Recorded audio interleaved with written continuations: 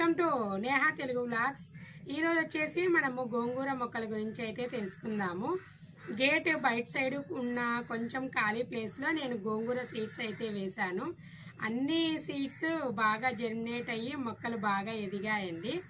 చాలా గ్రీనిష్గా కూడా ఉన్నాయి. ఈరోజు మనము గోంగూర మొక్కల్ని ఎలా గ్రో చేయాలో, నేను వాటికి పాటించే టిప్స్ ఏంటో ఈ వీడియోలో అయితే తెలుసుకుందాం. ఈ గోంగూర మొక్కలు వచ్చేసి నేను గేటు బయట సైడ్ ఉన్న ఖాళీ ప్లేస్లో వేసాను అన్నాను కదా, ఇక్కడైతే వేసానండి. నేలపైన వేయడం వల్ల చాలా బలంగా పెరుగుతాయి కదా. గోంగూర మొక్కల్ని మనం టబ్స్లో అయినా గ్రో చేసుకోవచ్చు. గోంగూర సీడ్స్ వేసిన 4-5 డేస్కి అంతా సీడ్స్ జర్మినేట్ అయితే అవుతాయి. మనము 1 మంత్కి అంతా ఈ గోంగూర ఆకులను అయితే హార్వెస్ట్ చేసుకోవచ్చు. 45 డేస్కి అంతా ఈ గోంగూర ఫుల్ ఫ్లెక్సిడ్గా అయితే గ్రో అవుతుందండి. మనం కొమ్మలతో సహా కట్ చేసుకోవచ్చు. మళ్ళీ గ్రో అవుతూ ఉంటుంది. కొంచెం మరీ దగ్గరికి కాకుండా కొంచెం స్పేస్ వదిలి నేను వేశాను. అయినా కూడా ఇంకా దగ్గరగానే కనిపిస్తుంది. ఒకే చోట ఎక్కువగా సీడ్స్ పడ్డప్పుడు మనం తీసి విడివిడిగా మళ్ళీ ఇంకొక ప్లేస్లో అయితే నాటుకోవచ్చు. సీడ్స్ అన్నీ నేను లాస్ట్ ఇయర్ కలెక్ట్ చేశానండి. మనము ఒక 2-3 చెట్లను వదిలేసామంటే అవి కాయలు వచ్చిన తర్వాత అందులో సీడ్స్ వస్తాయి కదా, ఆ కలెక్ట్ చేసుకున్న సీడ్స్నే మనము నెక్స్ట్ ఇయర్కి యూస్ చేసుకోవచ్చు. నేను ఆ ప్రాసెస్లోనే ఈ గోంగూర మొక్కలను అయితే గ్రో చేశాను ఈ ఇయర్. చాలా గ్రీనిష్గా హెల్తీగా ఉన్నాయి కదా. ఇంకొక ప్లేస్లో చాలా ఎక్కువగా పెరిగింది. ఈ గోంగూర మొక్కలు వచ్చేసి నేను ఇందాక చూపించిన మొక్కల కన్నా కొంచెం ముందుగానే వేశానండి. 45 డేస్ అలా అవుతుంది ఈ మొక్కల టైం వచ్చేసి. అందుకే కొమ్మలు కూడా చాలా బలంగా ఎదిగాయి. ఈ గోంగూర మొక్కలకి కూడా మనకి పెస్ట్ అటాక్ అయితే ఉంటుంది. మిల్లీ బగ్స్ అయితే వస్తాయండి. వాటికి నేను నీమ్ ఆయిల్ అయితే స్ప్రే చేస్తూ ఉంటాను.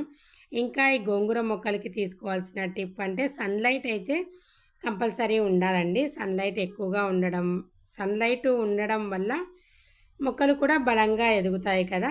వాటర్ విషయంలో వచ్చేసి మరీ ఎక్కువగా కాకుండా తక్కువగా కాకుండా మనము కాస్త మాయిశ్చరైజర్గా పెట్టుకుంటే గోంగూర మొక్కలు బలంగా అయితే ఎదుగుతాయి. ఈ గోంగూర మొక్కలలో కూడా 2-3 రకాలు అయితే ఉంటాయండి. ఎర్ర గోంగూర, నాటు గోంగూర ఇలా అయితే ఉంటాయి కదా. ఈ గోంగూరలో ఏ రకం వాడినా ఏదైనా హెల్తీ. ఈ బలంగా ఎదిగిన వాటికి కొమ్మలతో సహా కట్ చేయాలి. నేను ఊరికే పైన లీవ్స్ అయితే తీసేస్తున్నా, కానీ తర్వాత కొమ్మలన్నీ నేను కట్ చేసేస్తాను.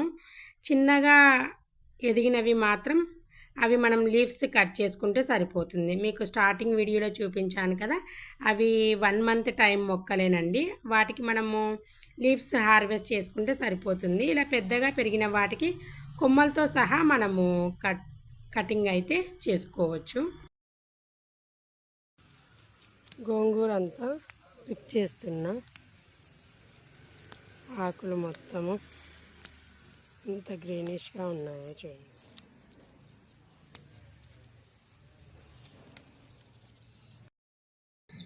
ఇదండి, చూసారు కదా గోంగూర మొక్కలను ఎలా గ్రో చేసుకోవచ్చో ఈ వీడియోలో అయితే చూపించాను.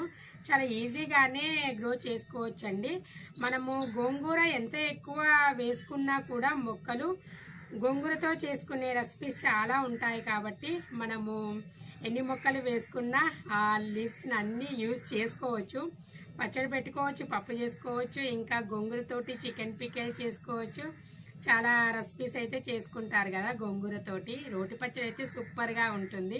నేను ఎక్కువగా గోంగూర చికెన్ బాగా చేస్తాను. నా గార్డెన్లో వచ్చే గోంగూరతోటి దాల్ రెసిపీ అండి. మా పిల్లలు ఎక్కువగా గోంగూరతోటి దాల్ రెసిపీ, గోంగూర చికెన్ బాగా లైక్ చేస్తారు. అప్పుడప్పుడు రోటి పచ్చడి కూడా చేస్తూ ఉంటాను.